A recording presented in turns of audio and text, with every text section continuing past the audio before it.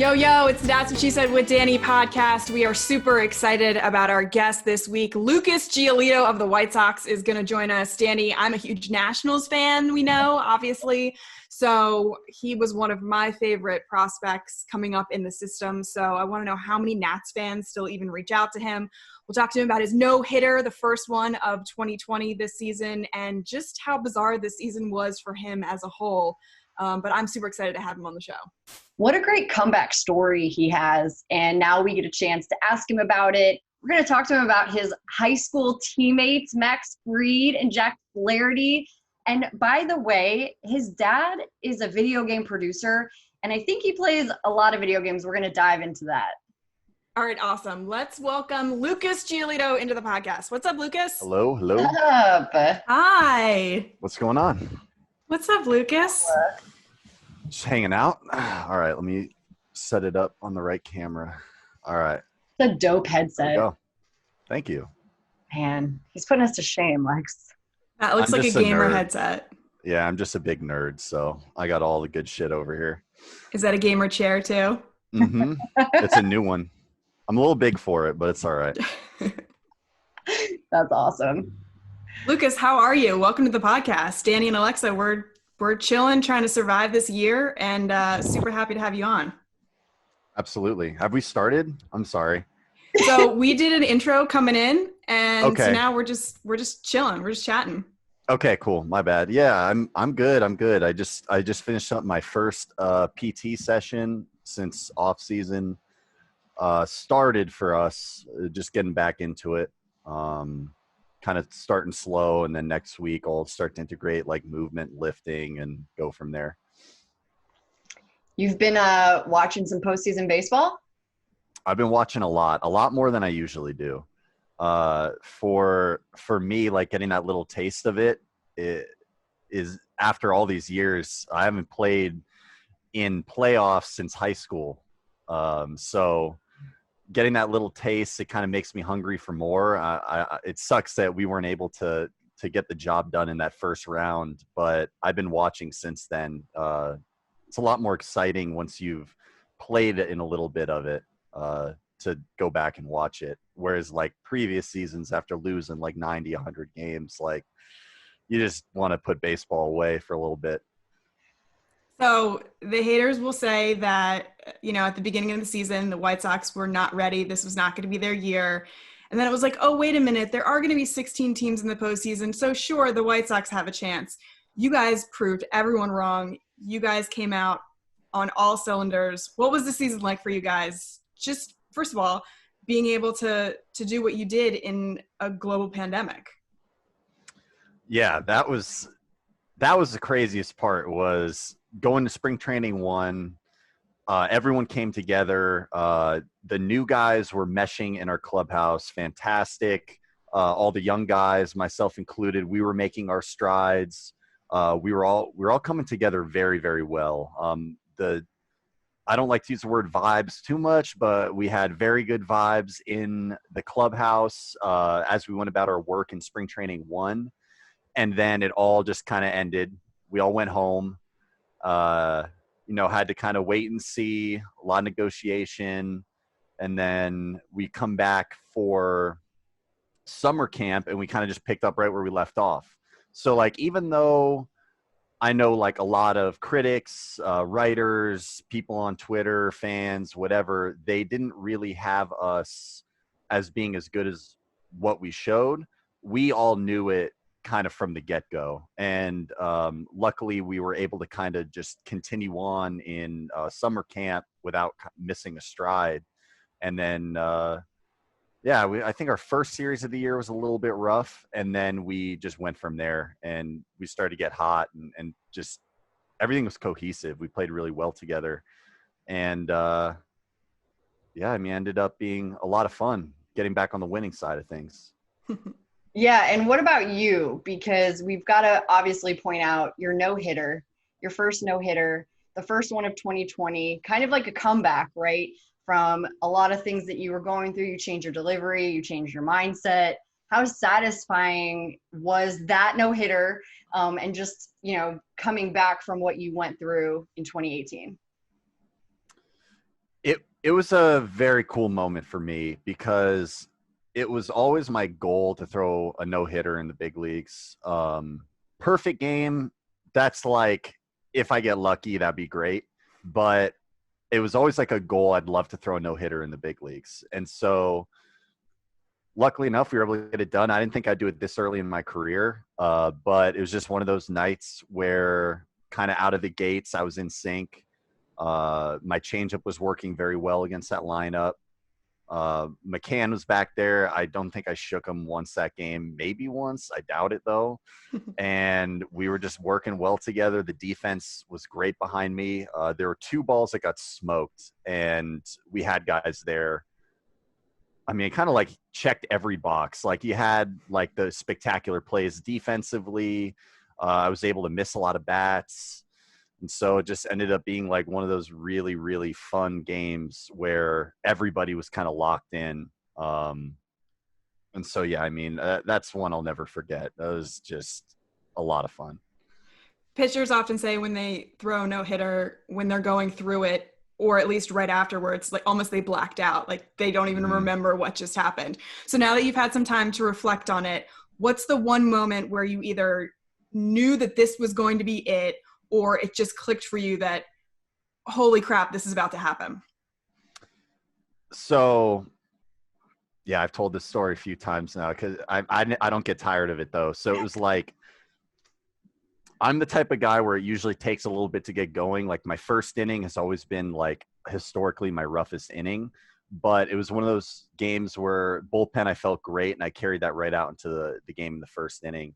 So the trajectory was going up. Like I was already pretty much in sync from the get-go, but after every single pitch I threw, like the confidence was growing, just every part of the game was coming together great. And it was like after the 6th inning was when I was like, okay, this is very possible. Up like before the 6th inning, like every pitcher's aware. I don't care what they say. Every single pitcher's aware of when they give up their first hit in a game, whether it's like the first batter or, you got through 4 innings before allowing a hit. Like you always know when the first hit is. So like I was aware of it, but it was like really after completing the 6th inning was like, okay, 9 more outs, 1 more time through the lineup. This is very, very possible. So, it was just from that moment on, it was just like laser focus on every single pitch, like individually, as far as like this needs to be executed. And just kind of like riding that wave of confidence that like I could go out there and execute every single pitch. And that was pretty much innings 7 and 8.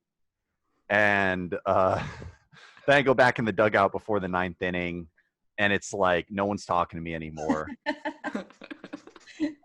And that's when I went out for the 9th, and like everything that I've been doing up until then just completely went out the window, and it turned into just go out there and try and make it happen. But like the adrenaline was so intense that like I'm not even like feeling my arms and legs anymore. And so like looking back on that inning on video, like I was a little bit erratic. And I made a lot of mistakes, but it's kind of the way the game goes sometimes. Better to be lucky than good. And Engel made that amazing play and right to end it. So end up being a good one. What I want to know is, what do you still have from the game? Like, what did you keep memento-wise from that moment? I ended up getting a lot. I actually sent most of it at the end of the season over to my parents' house. They live in New York. Mm-hmm. And just because, like, we don't really have the space here in this house. Like, I would just, like, shove it in the corner of my garage and, like, leave it there for a while. And I know that my parents will probably take better care of it until like, my wife and I move into a different house and I can like start setting up like an actual like trophy room or something like that. But man, I got as much as I could, I got authenticated. So like game balls, last pitch, my cleats, my jersey, the hat sent to the Hall of Fame, which is pretty cool. So like my hat will forever be in the Hall of Fame, which is really, really cool for sure. Yeah. And then a bunch of stuff, but the weirdest thing by far is the actual pitching mound. Like, it's gigantic. I didn't realize how big mounds are. Like, I think it weighs over 50 pounds. You have It's the like, mound? yeah. I sent it to my dad. I think we're gonna incorporate it into like a coffee table or something. Oh, that's But so cool. yeah, the mound, what you see that on TV and stuff is like that, right? But below that, it ends up being like that thick, and like it's super heavy. There's like a hole in the middle of it. I guess they need to do that for, I don't know, keeping it stable with guys pushing off of it and rain and God knows what else. So I didn't see that coming at all. That was not what I was expecting. Yeah, they ended up digging the whole mound out for me and replacing it with a new one. So it's pretty cool. That's really cool. You're going to have to send us a photo of when that gets incorporated into a piece of furniture for sure. Oh, for sure. Yeah. All right. So the flip side of a no-hitter, we've been watching the postseason, and when I watched Tyler Glasnow give up that bomb to Giancarlo Stanton, 118 miles per hour, was an absolute rocket. They were talking on the broadcast about how pitchers know the home run, the longest home run that they've given up. It's just ingrained in their memory. Is that true? Do you know the longest home run you've ever given up? I don't think I know the longest. Just thinking over the course of my career, Nelson Cruz has hit some far ones. Last year I had a game where he hit 3 home runs off of me in 3 at bats. Maybe one of those would be the longest. I don't know. I try to forget the negatives and just remember the positives.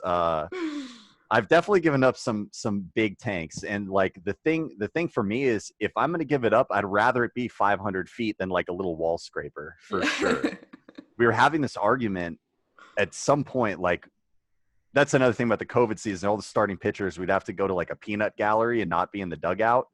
And so, we get into some interesting conversations, and one pitcher on our team, he was trying to say, I'd rather give up a wall scraper because then at least I knew that like I beat the guy with my pitch. I'm like, it's the same result though. It's a homer. So if I'm going to give up a homer, I'd rather it be majestic than give up like some like pop-up thing. So yeah, I couldn't tell you specifically like the longest one, but there's definitely been some good ones. That's fair. I want to talk about Max Fried. Can we talk about Max Fried? Is it time? Yeah, that's my buddy. Oh my gosh. So first of all, outstanding job by him all season. And now he's in the NLCS. You've known this guy. You've known his potential forever. You're looking back through photos. It's you and him. Like, there's not a photo of you two without each other, I feel like. Your high school days, your travel ball days. And so I think what Lex and I want to know is, from your perspective, you know him so well, what makes him so different and so capable from other frontline starters to help lead the Braves all the way? First and foremost, his stuff is out of this world for a lefty. His fastball, it will have cutting action on it at times, and he can pitch in like the low 90s, but he'll ramp it up to like 98 miles an hour.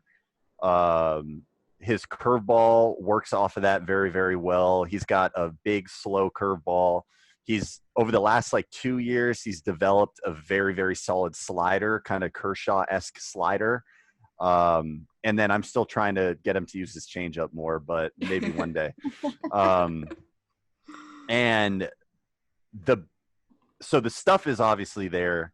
The thing that stands out about him to me in particular is his attention to detail, especially when it comes to scouting.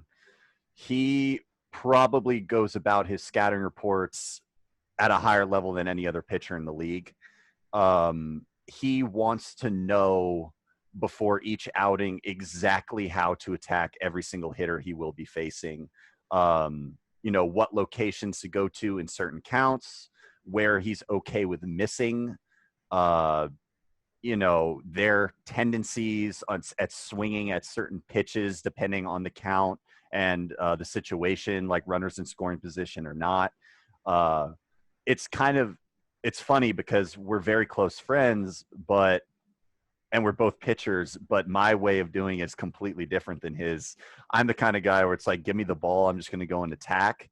I like to know a little bit, but I'm not like going to nerd out over it and want to like memorize everything, because I feel like that'd be too much clutter for me going out to pitch. He's completely the opposite. His preparation is unbelievable. Danny and I read a story. Is it true that you threw a fastball, a 96-mile-per-hour fastball at his face and broke his nose? Yes, I didn't do that on purpose. Are you sure? I promise. He came over to our high school, Harvard Westlake, his senior year. So he was actually at another school called Montclair Prep, and they ended up like completely cutting out all of their sports like right before his senior year. I guess they're running out of money or something. So I was like, hey, like, come on over. We got a pretty solid team. You know, we got this Jack Flaherty kid who's a sophomore right now. And so we had already become pretty close friends doing like area codes and all that kind of stuff, you know, the high school summer circuit. And so he came over and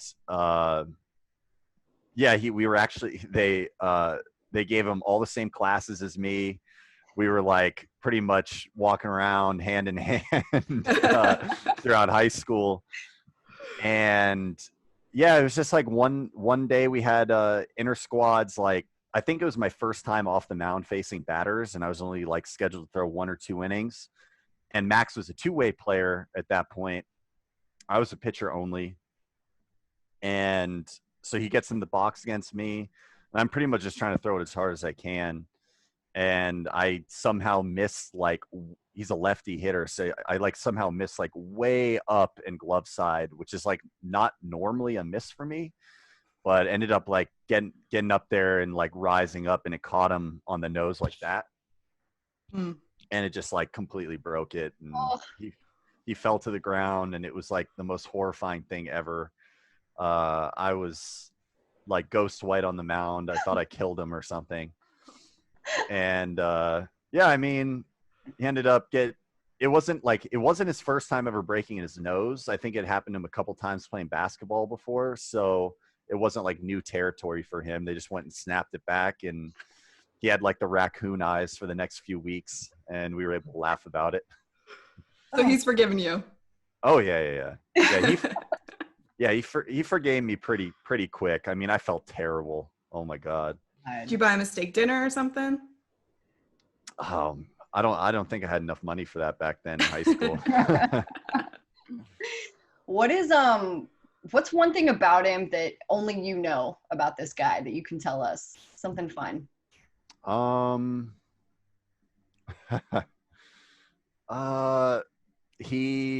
I don't want to like embarrass him too much on here. But one thing is, when he watches TV, if there's like, whether it's a scripted show or non-scripted show, if there's like a cringe moment, like where someone does something awkward, he really doesn't like watching it. Like, he'll leave the room. So like Curb Your Enthusiasm is not his show. I don't know if he likes, yeah, he probably would have some tough moments with Curb for sure. That's one of my favorites. Yeah. But yeah, I there'll be a few times we're watching TV and like a scene comes on, and like that's my favorite kind of humor, and it's like his least favorite kind. So he's like, come on, I don't want to watch this. That's awesome. Great answer. Mm-hmm. All right, let's talk about some of your teammates who have just been so electric this season to watch. One of my favorites, Tim Anderson. It's so interesting to watch him and his development and his evolution in baseball, especially because he has this personality that draws in so many fans. And especially this season, it's like, this is Tim Anderson showing everyone exactly who he is. And he plays maybe a more fun brand of baseball than people are used to. Mm-hmm. So let's embrace it. And so many people have. And I feel like that's so good for the sport. It's so good for growing the game. And that's just us watching it from the outside. So from the inside, it must be a totally different perspective. I agree 100%. I mean, being on the inside of it, you can see like the business moves, like as far as how he markets himself on social media, with everything he does. I mean, it's very, very, very smart. It ends up working out great for him. It obviously helps with promoting the White Sox in general. Like, I probably wouldn't get as much notoriety if I wasn't on the same team as this guy. You know what I'm talking about? Like, Yep. he just brings that energy. He brings that excitement. He's not afraid to talk about it. He's not afraid to show it, no matter where we're at, who we're playing against, what's going on. Kind of brings that, you know, like I don't want to like say anything bad for the podcast, but like that DGAF kind of mentality, when he steps out on the field, like, I'm going to do me. I know what I'm capable of, and I'm going to show it on a daily basis. And then even more so behind the scenes, like, he puts in the work to back it up. I mean, he works extremely hard, in every facet of his game. When, you know, at the end of a season, when he like looks at everything and notices, okay, this has been lacking, he'll get to work on it immediately until he can improve it up to a good standard. And so, I mean, that just sets a great example for other younger guys on the team. You know, he continues to improve in every area. It's just a pleasure to be teammates with him. That's a great answer. I love hearing about teammates. I guess maybe to round up like you in the season, what do you want to accomplish this off season? What is your goal for 2021? Have you thought ahead that far? Yes. A big goal, big one for me being a starting pitcher is bulk. I would like to throw 200 innings. I have not done that yet. Obviously, this year I didn't even get a chance to because all the starters made 12 starts in the regular season. So I want to start kind of turning into that guy that will just go out there, take the ball, and throw and throw and throw. Put in that work behind that to make sure that the body's up for it. I kind of look at Lance Lynn, uh, the way that he takes the ball. I mean, it's like no matter what's going on, he's throwing 110, 120 pitches every single outing. He's pitching into the sixth, seventh, eighth inning every single outing. That's something I admire. That I want to be that kind of guy where I can finish the season with 220 plus innings pitched, knowing that, you know, I'm doing my part as a starting pitcher to help the team win. When you build innings, it's kind of a direct indication that like you're in the game longer, you're doing your job. And then kind of getting into like the other side of it, more specifically when it comes to my pitches, I was pleased with the development of my slider this year. I especially used it a lot more start in the playoffs than I usually do. And I just want to keep building on that. I'd like the slider to just be more consistent. I'm happy with the break. I'm happy with how it's coming out of my hand. I'd just like to be more consistent with it.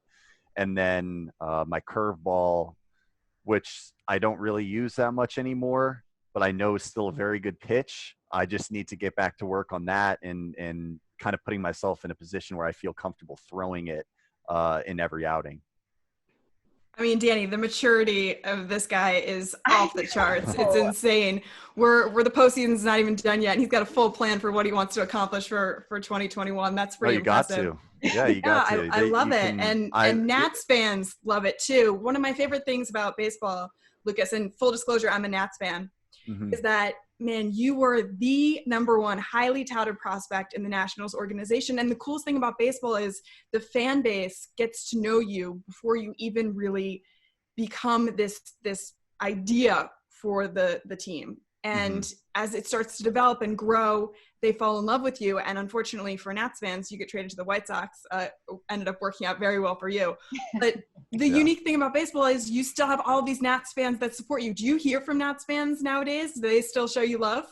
Yeah, I got well, like first and foremost, my like host families and all those people that helped me out as I was coming up through the national system. I mean, I still keep in touch with them. Um, And then, yeah, I mean, there's like some core fans, like whether they were fans that would come to a lot of my minor league games or, just Nationals fans in general that were excited about me being part of the team. I still see like tweets and Instagram comments and stuff like that every once in a while. So that's pretty cool. I mean, I think like the trade overall kind of worked for both teams. I mean, Eaton helped that team win a World Series ring, and now the White Sox have me, Reynaldo, and Dane Dunning. So, I mean, you can't really complain. No, Look at definitely that. not. We miss you for sure. But I'm glad it's working out. I would also like to mention, so we talked to Aaron Barrett maybe a couple months ago. Time is so irrelevant to me at this point. Yeah. I told him, I was like, I worked in Harrisburg in 2012, so we just missed each other, but I saw your cowboy monkey photo. What an excellent night that the Senators put on for the fans and the players. Yeah, I've seen the Cowboy Monkey Rodeo a number of times in the South Atlantic League, Eastern League. I remember, when I was in Hagerstown in Low A, he did it at home, and so he always like goes into the clubhouse of the home team and like lets you play with the monkeys, and that was pretty cool. You like that part? Yeah, having a monkey run around my shoulder, feeding him snacks. Doesn't get any better than that. Mm-hmm. All right, Lucas, time for our rapid fire portion of the podcast. So we throw out some questions for you and you give us the first couple things that come to your mind. All right. Let's start off with your baking skills. We saw you show off some of your baking skills. So if you had a bake-off, what would be the one thing that you would cook? I'd probably have to go with the strawberry shortcake because that was the best thing we made. Yeah, that feels like ages ago now. That was my first big league camp when we did all that. We did some hardcore digging, so yeah, this is what we do. So we obviously know about your family history, your family background, and just all the various people in your life. So name a movie that you would want to have a role in. Ooh, like any movie? Any movie or TV show. TV show, Curb Your Enthusiasm cameo, or Fargo. Movie, it's hard for me to just pick one. Movie, I'd say Saving Private Ryan. That's like my favorite ever. Love That's that. a great one. Yeah, like storming the beach in Normandy, but on a set, actually, not actually doing it for real. That's scary. Yes. Just as an actor. Okay, your wife is a vet. What's your guys' love of animals, 1 to 10? How many animals do you guys have in the house? Oh my God, it's like a million. Yeah, Ari is co-president, one of the co-presidents of Orphan Kitten Project out here in Davis where we live. She's in veterinary school, her third year here. She's actually going to be passing the torch next year, because when you go into the fourth year, you're working so much you don't have time for anything else. But yeah, Orphan Kitten Project, it's a nonprofit basically saving neonatal kittens, which are like the little tiny babies.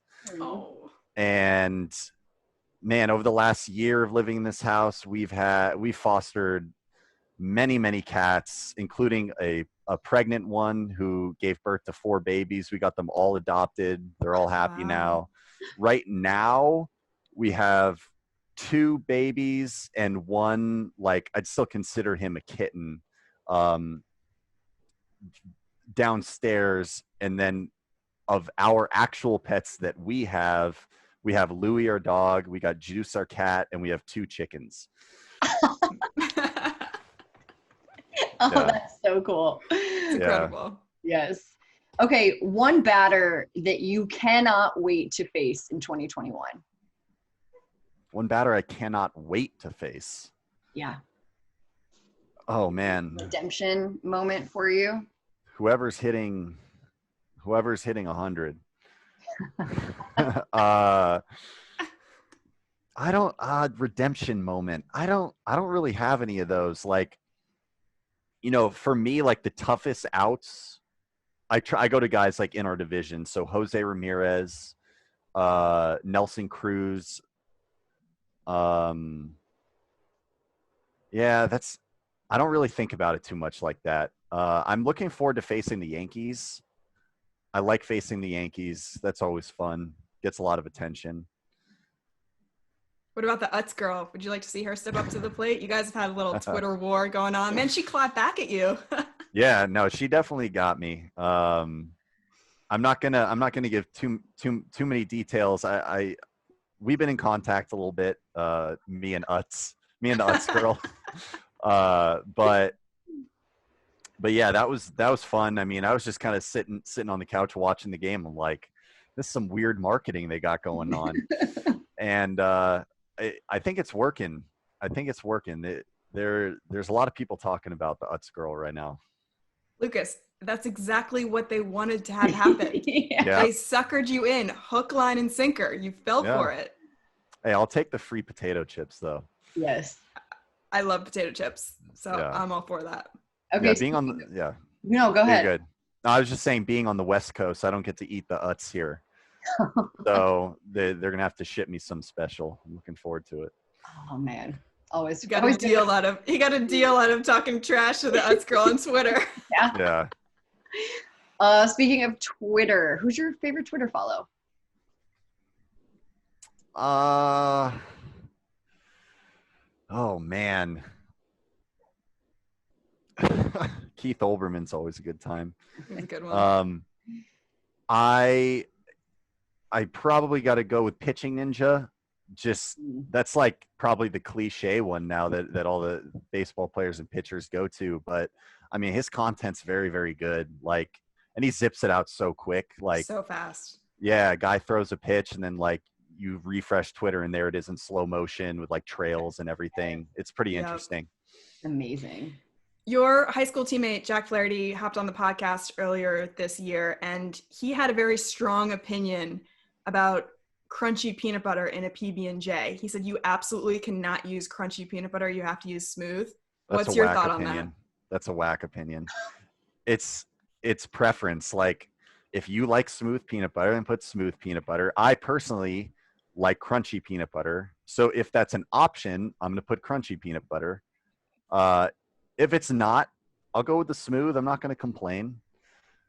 That's not something that you can just be like, oh yeah, this is right and this is wrong. That's preference. He lost his mind. Why do one of you prefer? We both prefer crunchy. Yeah, I mean, I personally think it's better that way. You got texture, you got, kind of adds a different depth to it. But I don't know. Jack's an opinionated guy. Yes. I also reached out, told him you were going to be on the podcast, and I was like, what do you want to ask? So from your friend, Jack, he would like to know, how many hours a day do you play video games? A lot less now than I used to. A lot less now. It's more so. Give us like a 1 to 10. How many hours? I'd say average is 2 right now. So it's not terrible. Not terrible. If you asked me that same question before I was married and when Ari was an undergraduate and I barely ever saw her, it was a lot higher.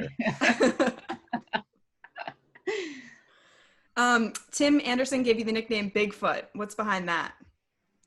Just because it's pretty simple. I'm tall, I'm clumsy.